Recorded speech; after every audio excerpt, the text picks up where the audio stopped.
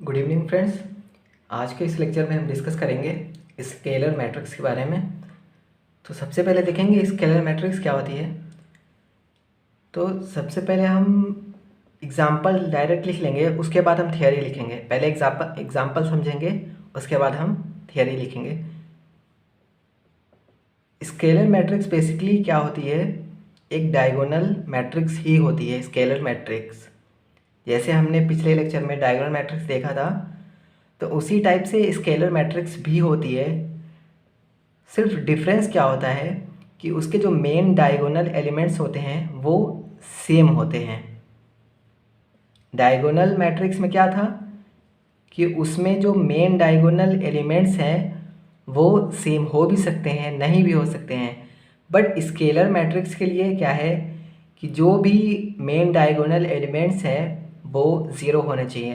तो इस scalar matrix के लिए कंडीशन एक तो डायगोनल मैट्रिक्स होनी चाहिए, दूसरा क्या है कि उसके जो मेन डायगोनल एलिमेंट्स हैं वो सेम होने चाहिए। तो इसी को हम यहाँ पे लिख लेते हैं। Scalar matrix is a diagonal matrix.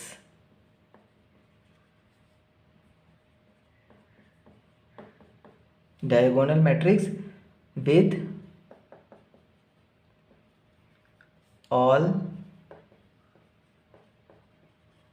diagonal elements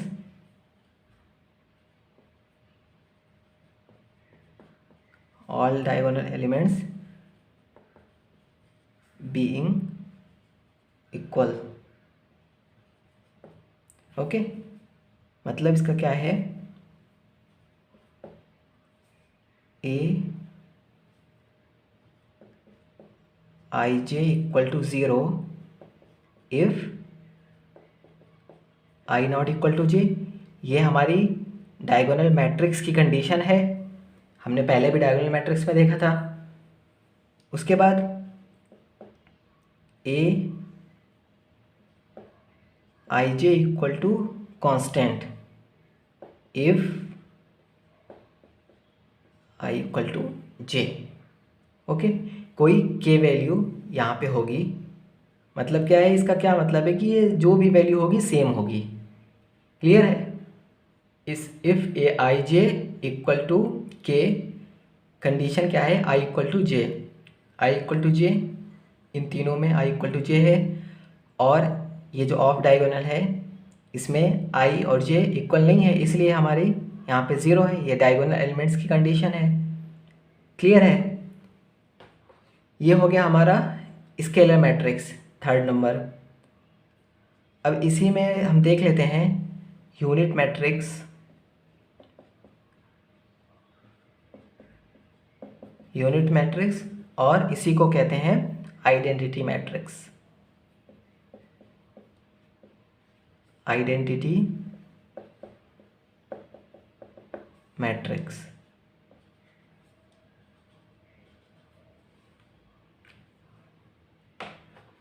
इसको भी हम सबसे पहले एग्जांपल लिख के देखेंगे, उसके बाद फिर इसके बारे में लिखेंगे।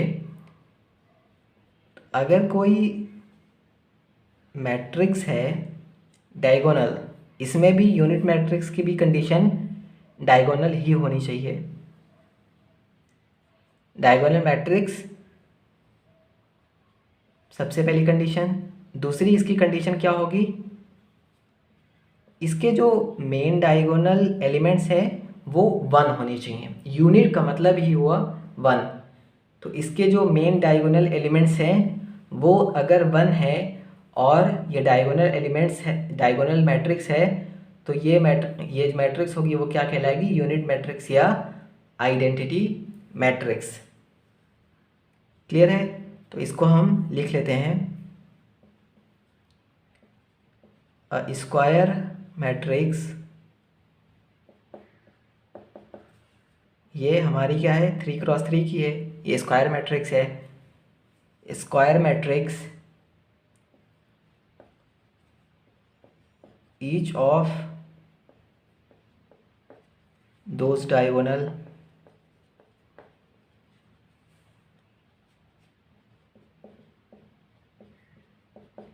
Diagonal elements is 1। Diagonal elements जो हैं सारे इसके 1 हैं and each of non diagonal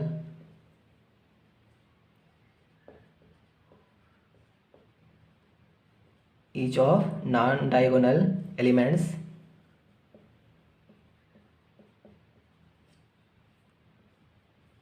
zero. Non diagonal elements सारे इसके क्या हैं, ज़ीरो हैं। तो इसको क्या कहेंगे हम, is called unit matrix.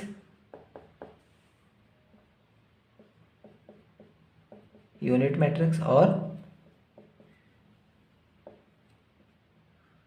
Identity matrix.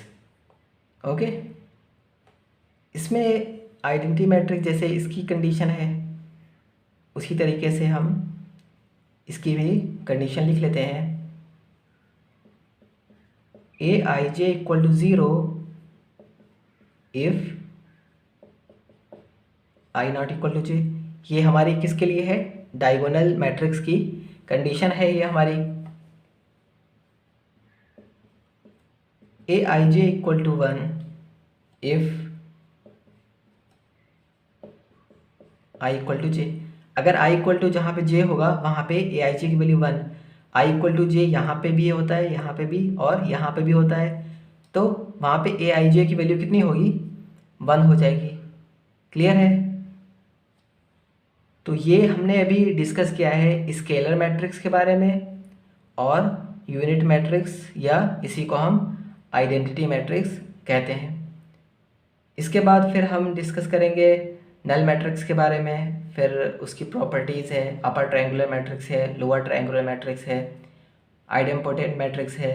ये सारे हम नेक्स्ट लेक्चर में फिर हम डिस्कस करेंगे। Okay, thank you.